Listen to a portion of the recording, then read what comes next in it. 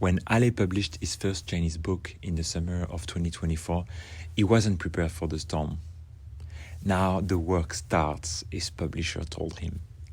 In the following weeks, he traveled all around the country, visiting dozens of local bookstores and speaking with hundreds of readers. He was so busy that he didn't have time to fully enjoy his success. His book, I Had a Dream in Chinese, had become one of the bestsellers of the year. Not bad for the first literary attempt of a Lao Wai. Now the storm has passed and Ali has found some peace of mind in his new city, Guangzhou, a small town of 20 million people in the south of China. Today, I am delighted to catch up with him and hear his unique take on Chinese youth, or should I say, the country's immediate future.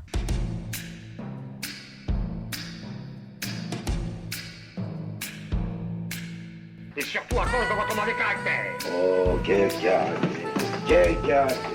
Mauvais caractère, mais joli nez. Très joli nez. Yeah, a lot of work, but very fun language, and a lot of new discoveries, like meeting new people, going to new events and stuff. So, but anyway, back to you. There are like so many cities in China and so many big cities, and I have to say, if you had asked me, give me a top 3 of the city where Ale will live, if you had asked me that like a few years ago, I don't think I would have come up with Guangzhou. There is this feeling of such a big city. Also, you have this like Cantonese vibe. So I'm intrigued. Like, what made you choose this city? Yeah, a mix of reasons. So one is I quite like the South.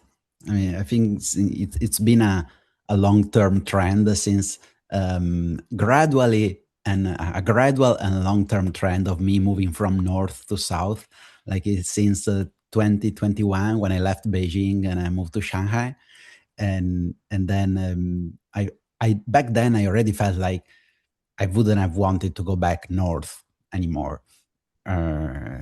Just feel like it's too cold and too dry, and I think mostly the weather, atmosphere, and the whole the whole vibe. I felt better more south, and then what happened after is my girlfriend. She last year she found an internship with an NGO here in Guangzhou, and so she started getting a lot more into the NGO scene, which turns out to be more alive in Guangzhou compared to other places in China. So she has more choices here, and that kind of worked well because my editor, my publisher is in Guangzhou also. So the company actually had headquarters in Beijing, but the editor I work with, they have an office in Guangzhou. So my book was made in Guangzhou, and the apartment where I am now, where I live now, is only like 2 kilometers from their office. So it's very, very convenient if we every now and then we meet up or just go out to eat. It's I guess now in China they are the people that are the closest to me professionally. So it's nice to be close to them. And among big cities, I think which are, convenient for many things, and also like transportation. If you have to travel a lot, it's good to be in a hub, in a transportation hub, like a big city. But compare like the Beishangguan, now the Beijing, Shanghai, and Guangzhou. Among these 3 cities, I feel like Guangzhou is the one that has the least of this sense of huge metropolis and cities. Like it feels more like a town, like a big town, and feels more local and more chill. Compared to Beijing and Shanghai. So a bunch of factors, they all worked out, and the weather really it's important to me, because I don't mind hot weather, but I don't do well with cold. So here here in Guangzhou, like having short or basically non-existent winters, I feel really happy. I feel like it's my habitat. Yeah, I have to say you have experienced the real coldness of China, because I remember you like shooting the movie during COVID, and you went pretty hard in terms of winter conditions. Yeah, it was like minus 25 in the nights of we were shooting in Hebei. So I think yeah, I do have some PTSD from back then.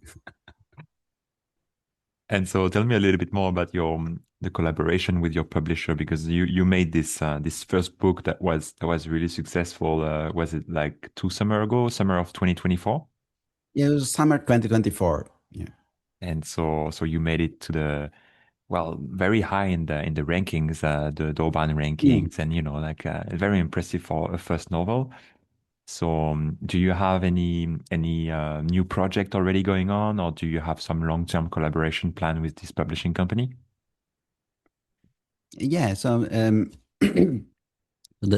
just to give a timeline, like the book came out in the summer of 2024, and yeah, that summer I did a first round of presentations in bookstores around China. Then I went back to Italy for the winter, and then in the spring of 25, then I went back to China again. And back then, my publisher was not pushing me, but they were kind of waiting for me to start work on the second book. But I felt like I was not quite ready. I mean, the first book, like you said, went well in terms of rankings. He got the book of the year on Douban, um, and so for that they were happy. But on the other side, the industry-wise, the market is not so good. So the numbers, the figures for sales, I mean, they are okay. They're pretty good compared to other books right now in China. But if you compare it with the golden times, if we can call them that, of the industry a few years ago, they are different and they are smaller. And that did give me some pressure, some stress actually to think about that. I think the summer when the book just came out, I didn't really enjoy it. Like I kept thinking about, I have to go on this podcast or to do this other event, and because also my editor back then had said, when the book was about to be published, I said, now that's when the work starts.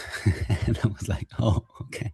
And yeah, it is a lot of work, and you kind of get lost in all of the machine of spinning into this machine, but to just keep pushing and pushing, and you realize you have to market this book. And that's something I had not thought about too much, but it turns out to be a huge part of the job. And it took me a while to take some distance from this, because I think it's like you have two personalities, like one, or you experience this thing on two dimensions. Like one is the one as a writer, and of course you're happy that the book is getting recognition, and you have all these you could say priceless, because really they are priceless. I mean, they are they give you some emotional value, these connections with readers. You cannot quantify them in money.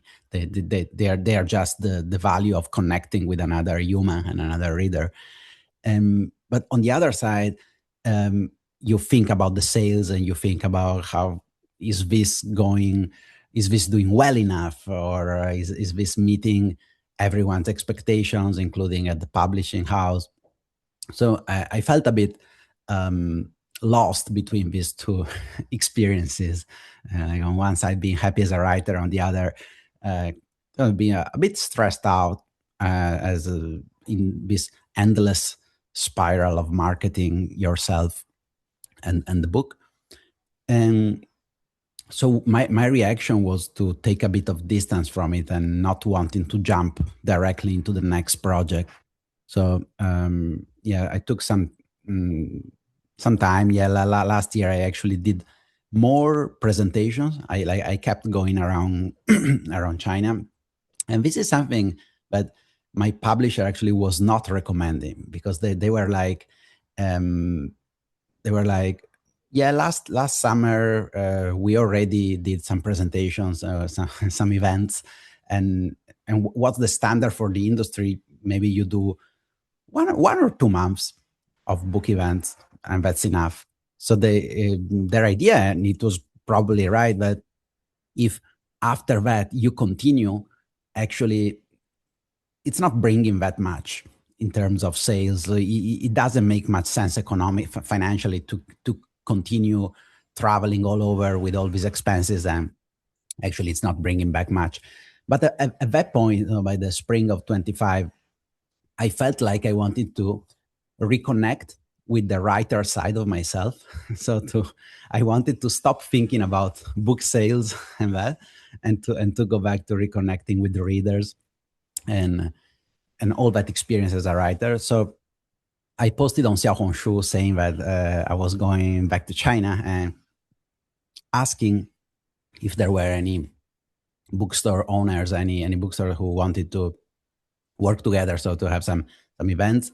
And I started getting these messages from all over, from Yunnan, Shandong, Hainan, and my publisher. I mean, they in the end they were okay. They said, okay, we will give you some budget to travel, but the only thing is, maybe you figure out yourself the arrangements. We will not do it for you, because we are busy with other stuff. But I was happy enough to do it. I mean, I just got in touch with all the bookstores, and organized these trips, and it became this slightly different, not only aimed towards marketing yourself, and more to connecting with the, for example, bookstore owners who like independent bookstores. So in the first round of presentations, it was more big bookstores in big cities, whereas this time in 25, it was more like small bookstores, even in some cities where you would never go if it is the publishing house sending you. Because I went like to a place in Shandong called Weifang.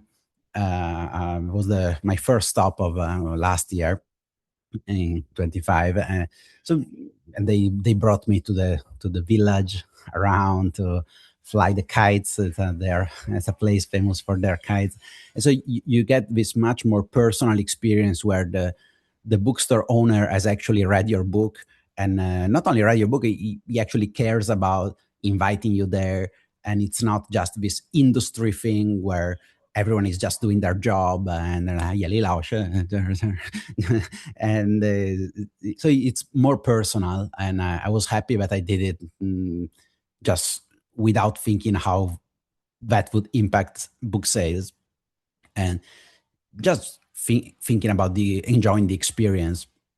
And I think I did it to a point where I got enough of it. I did it for like 2-3 months, so that they were quite intense.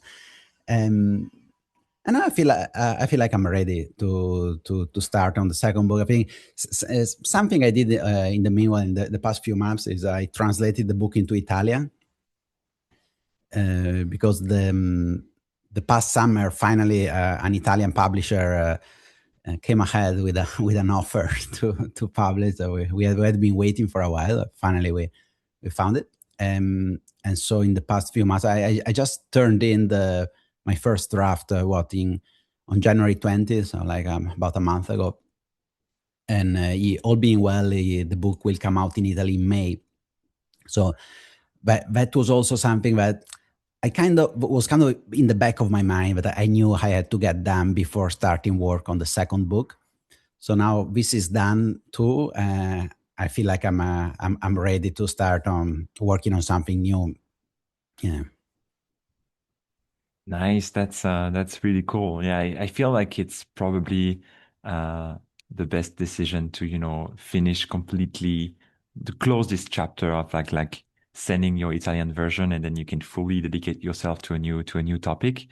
And I don't mean to be too nosy, but do you feel like you have already a specific topic, an angle, or do you want to keep it open? Like, what's your view on what's going to be the next book?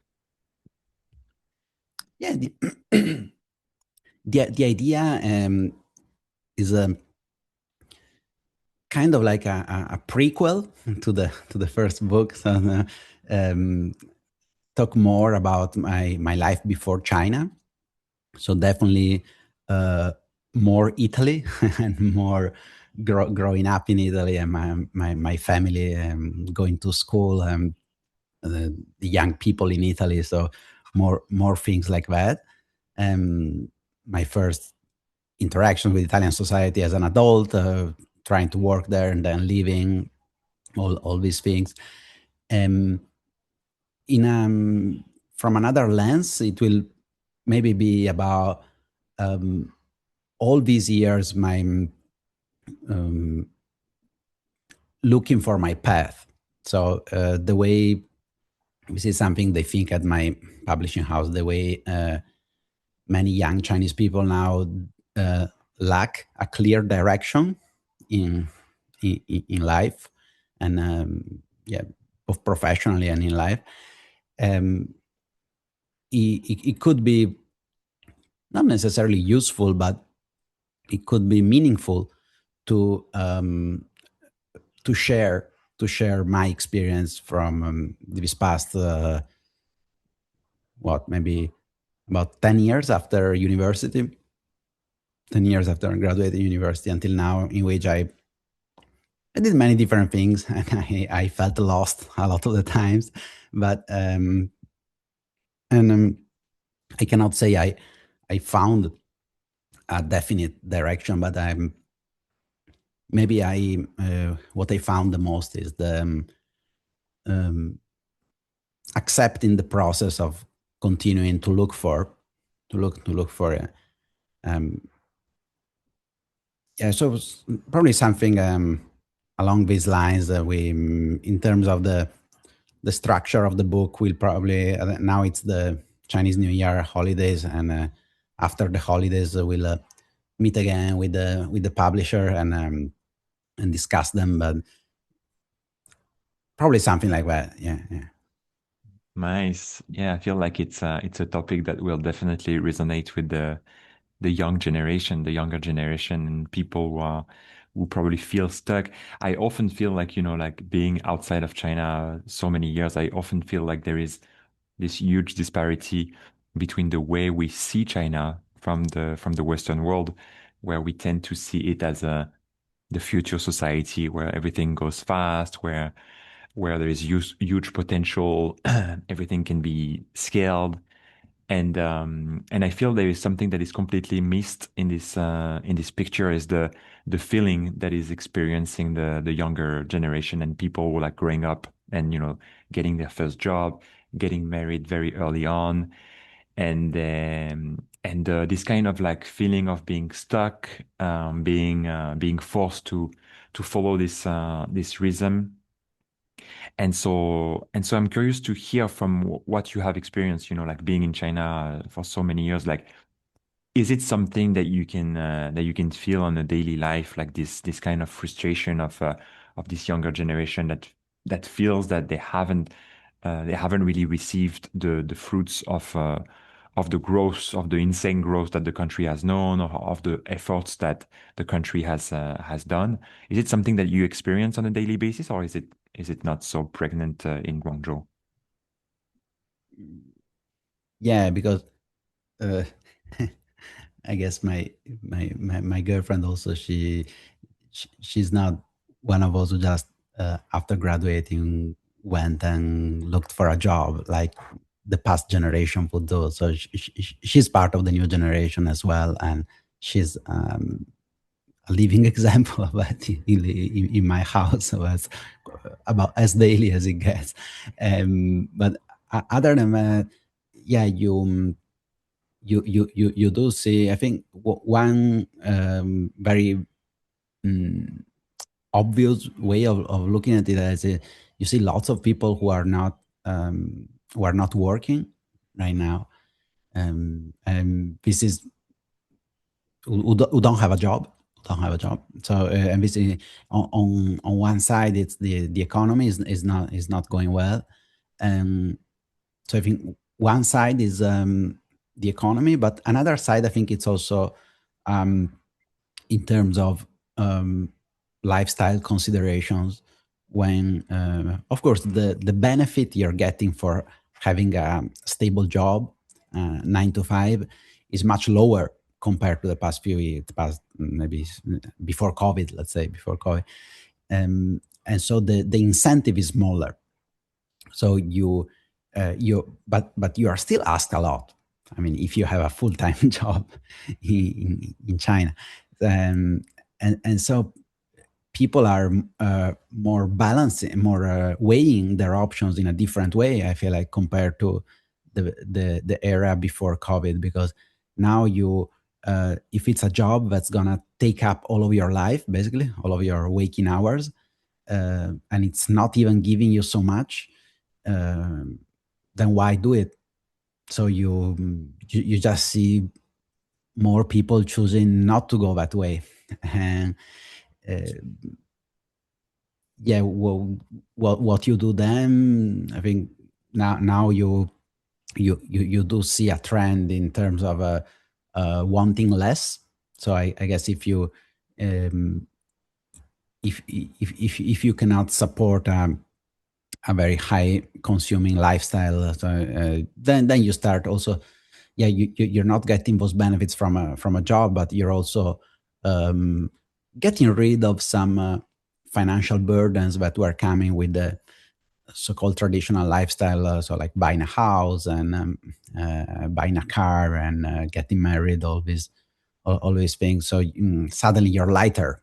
I mean, you don't have all of these financial burdens.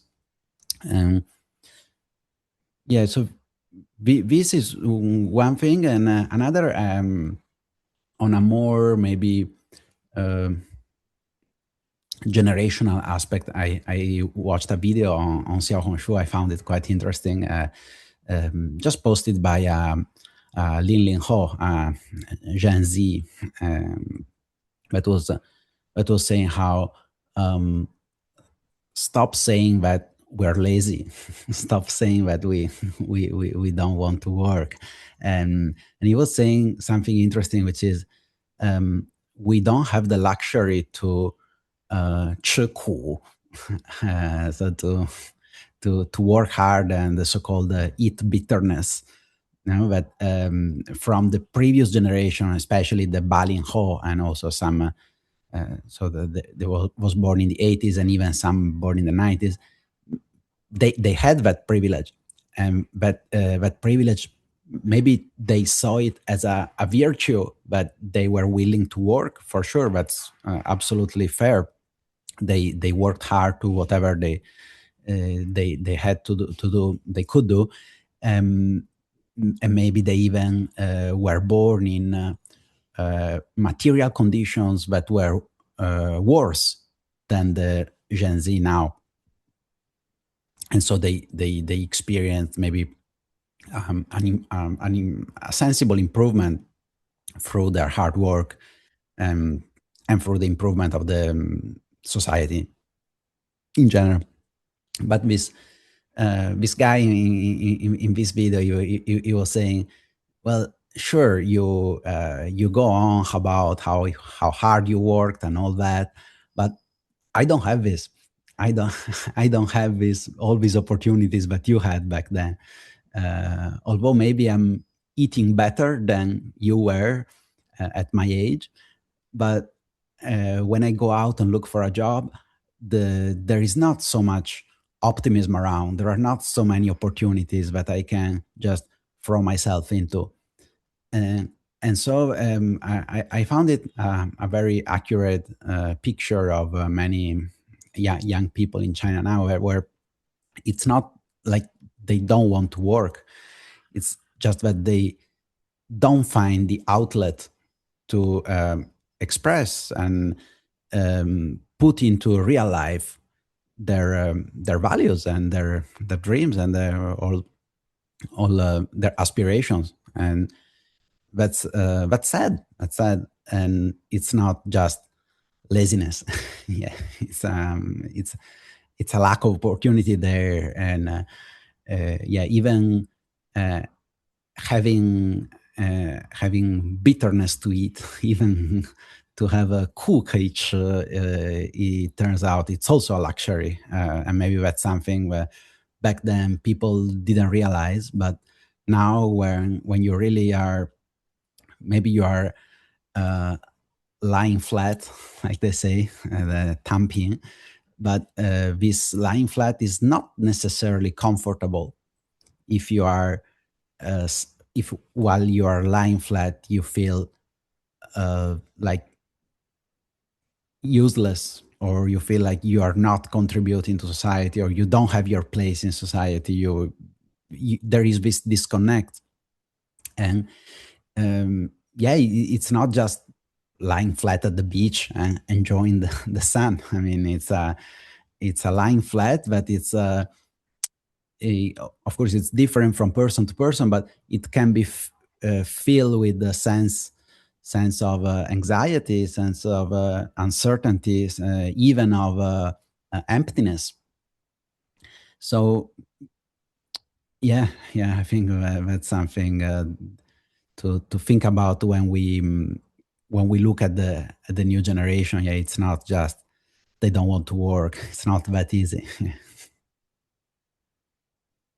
Yes, it's definitely this big paradox between the previous growth where you saw like this massive amount of individuals that that were able to make a fortune without much means. You know, like when you think of what happened with the whole Taobao, Alibaba, Ali Finance, and all that stuff was basically transforming all the individuals into micro entrepreneurs. And then you were seeing like people, you know, selling all kinds of stuff and making a lot of money out of this ability of becoming your own boss, basically. But now, as you pointed out, it's like people maybe are not willing to buy, or maybe they just don't have the money to buy stuff and to keep the let's say the machine going.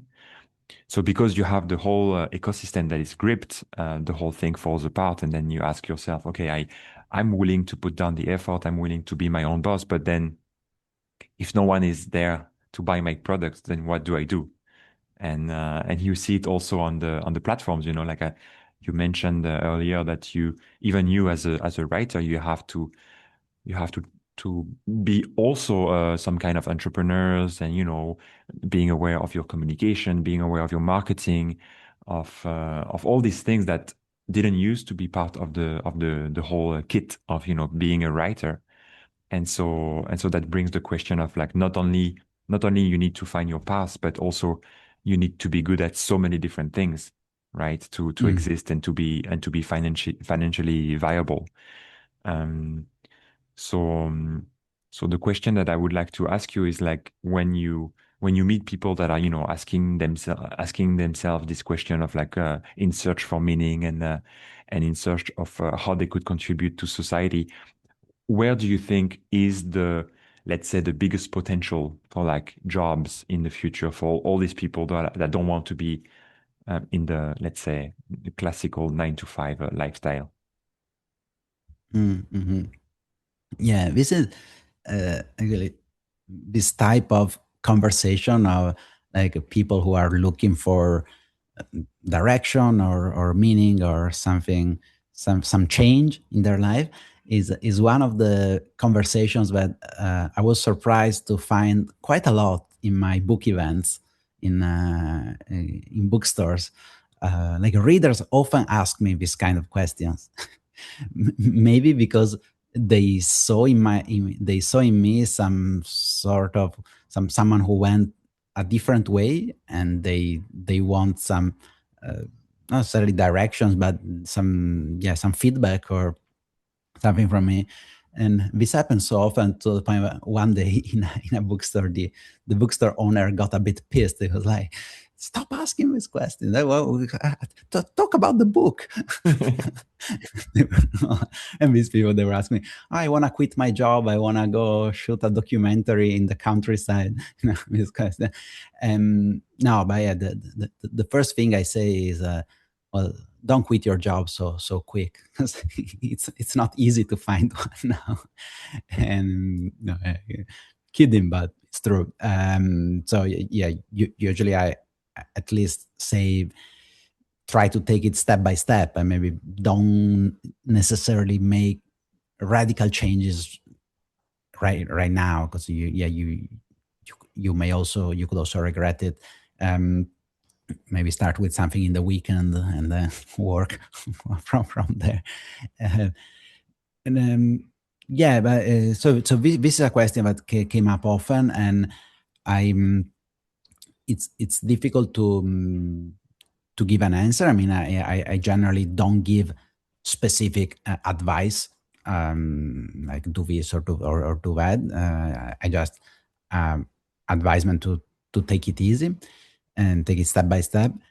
But yeah, in the future, I mean, you mentioned like how even myself as a writer, I have to be there and market myself. I think this is a pretty defining trend of our time. I mean, I even read something, I think on, where was it, on Threads or on X, saying that at the end of the day, every job comes down to marketing yourself. Like in every field, no matter what kind of expert you are, in the end you are marketing yourself.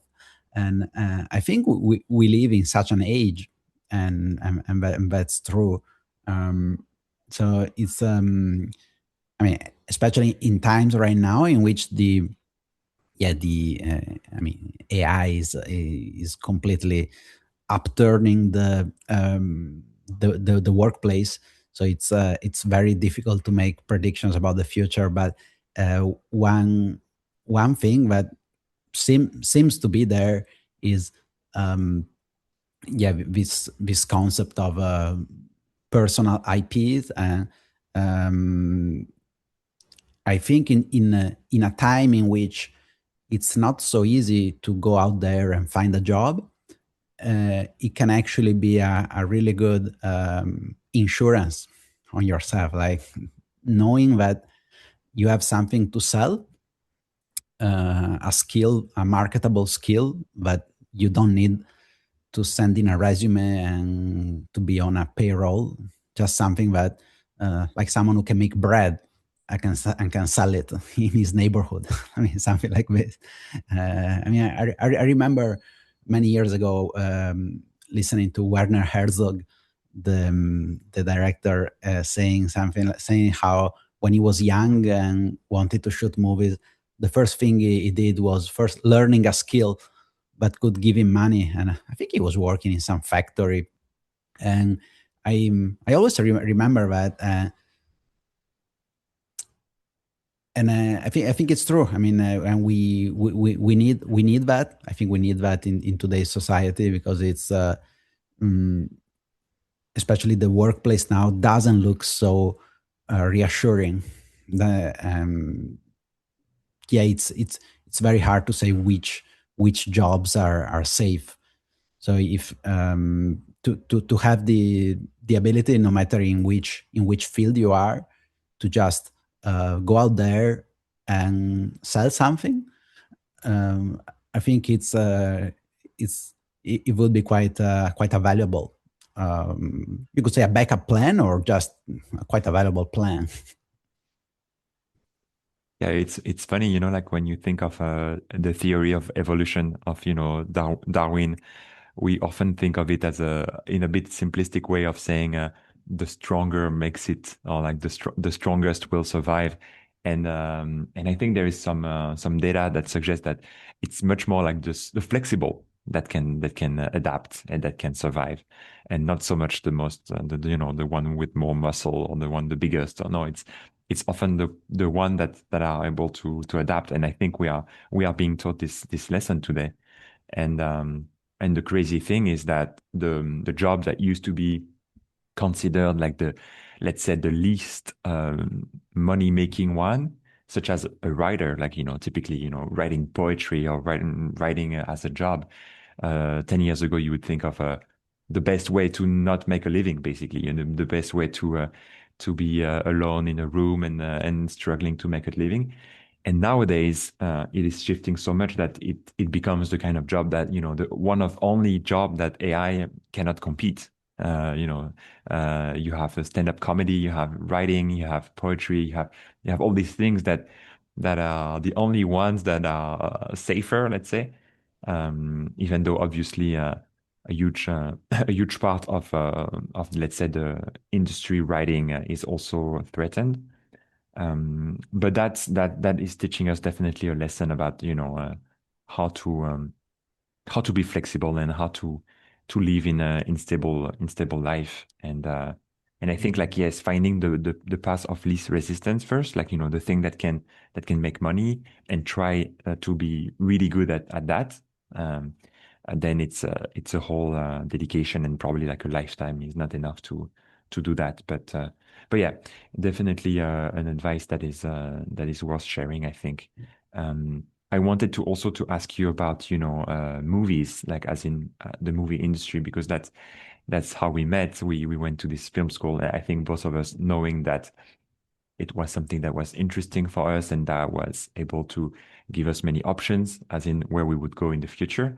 And in the end, we both turned out to do very different things.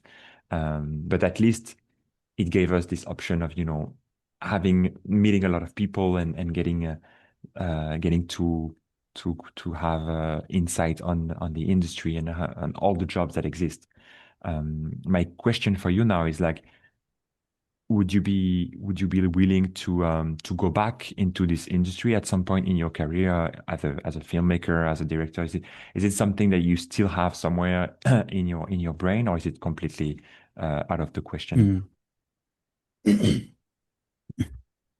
Yeah, the I think the changing of our times, it also reflected in, if you just look at the all the people we knew in the film academy and what they do now. I mean, people went all sorts of directions, right?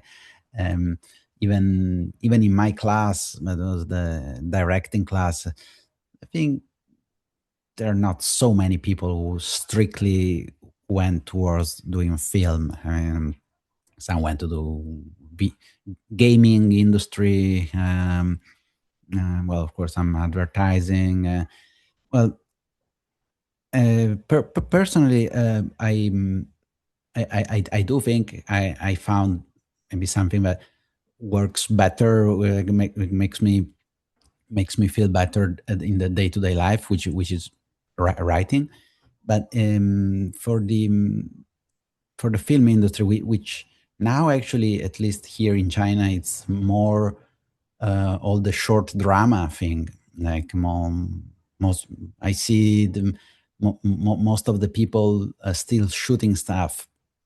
Among those I know, basically they are doing short dramas, and I mean, I'm not necessarily against that. Maybe at the beginning, I had a bit of negative bias towards it. I mean, just seeing the kind of the low quality and the stories I'd heard from all these sets where they were working very long hours with very little pursuit for quality, and just this mass production of what felt like a lot of garbage at the beginning. Maybe now it's getting better with the more, maybe well, like in all industry, like at the beginning, everyone is jumping for their piece of this cake, and now maybe the scene is getting a bit more defined with the less players in the game, and a bit more quality. So we'll see. I mean, I'm open to get back in the field one day or another. I feel like the book I wrote, especially the one in Italy, also the one in Italian, it's like something I felt like I had to do to feel lighter, and now I did it, and now I feel more um, comfortable trying other stuff. So if it came down to go work on a short drama, why not? Let's see how it looks like. Um, so yeah, for now I'm kind of open. Something I'm probably in the short term more likely to try is a stand-up comedy, actually, because yeah, here in China it's quite popular now, and that's something that almost unconsciously I've been doing in my book events, especially last year, um, because I many of the events it was just me. There was no host um, talking with me, so I would just sit there in front of 50, 60 people and talk for half an hour, 40 minutes, and it was good training, I think, to just get used to talk in front of people. Even the other 2 days ago in Hong Kong, in an international school, I was in this theater. There were quite a few hundred students, a few hundred students. So I think I've become kind of comfortable with this sort of scene. Yeah, that's something I'd like to push myself into doing, because many readers suggested that I try. They think that my book reads a bit like a comedy routine. So, so yeah, I like to give myself new opportunities and new ways to try out. I mean, of course, I love writing, but I don't want to be just stuck on it. I think there's in life there are lots of fun things happening around you, and sometimes if you are open enough to them, that you can give yourself more opportunities compared to just being stuck in your only pursuit of things. I mean, in the book industry, we all know it's not doing so well, but if we just stop there at complaining and about this, it can feel very draining and very hopeless. So while continuing doing what I like, which is writing, I think it's still more helpful and more productive to try other stuff, and it can also it can always be nourishing to you. Absolutely. Yes. I mean, I've always been a big fan of stand-up comedy. So, I couldn't tell you how much this is exciting for me to hear. And I was listening recently of, a podcast that with two guys like talking about the the future of AI, and one guy said, one thing that AI will never be able to do well is like comedy, like humor, punchlines. And that's true. I mean, they're pretty bad. If you try it out on DeepSeek or ChatGPT, like all the tools we have now, they're pretty bad at making you laugh. But but I think another thing that is also very interesting about stand-up comedy is that when I look at the comedians that I love the most, especially in the US, like I think of someone like Dave Chappelle or Bill Burr or like this type of guys like Louis C.K. Like for me, I don't really want to laugh that much. Like I'm not I'm not waiting for the punchline. I know like these people they've made 100 punchline and they repeat the same material over and over. But when I go listen to them, I'm more interested to hear about the stories, you know. how they share their personal stories, how they share their personal views on the world. And I don't want to laugh so much that it's more the human connection that I need. And I feel like right now there is a quite a big scene in terms of stand-up comedy in China. Yeah, there is like this TV program and all that stuff. But I'm sure that for someone like you that has such a unique identity in China, just going up on stage and sharing your perspective on the country without necessarily the need of being funny or to having punchlines, but just your ability to see things that people don't see.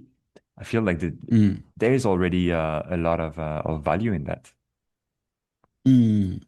Yeah, like you said, yeah, just about uh, any anything in China, there are lots of people doing it. So I don't want to give myself this pressure. I uh, like with like it happened with my book. So I'm thinking of just going into it for fun, without too many goals of I have to get this or get that. Just go out there and have fun, and yeah, and share the stories I want to share. Like you said, yeah, the this punchline thing, it can be draining too. It can be draining too if once if you become a comedian, and then it becomes like your KPI. I think the fierce competition, the nejuan in China has the magic power of making everything become absolutely boring to the point where, yeah, this competition is killing your soul. I think, and I don't want that. So I'll just, and I think this is a matter of mindset and state of mind. So I think you need to try hard to keep cool and to don't fall into this all this competition machine. So that's what I'll try to do, to just take it easy and go out there and have fun, and hopefully it will be a learning experience and something that will make me grow. Yeah. That's the perfect way to close the conversation. So thank you so much, Ale, for making the time today. It's been a pleasure to catch up with you, and all the best for not only for your second book, but also for this new perspective of going up on stage in China. It's such a exciting and also frightening challenge, but I'm sure that you will learn a lot from it. So yeah, all the best, and hope to catch up with you in real life in the near future. Thanks, Val. Thanks for inviting me. The last time we recorded an episode was 2 years ago. I remember I was traveling in a small village in Indonesia. My book had still to come out, and now after 2 years, so much has changed. But I'm glad we're still here, catching up.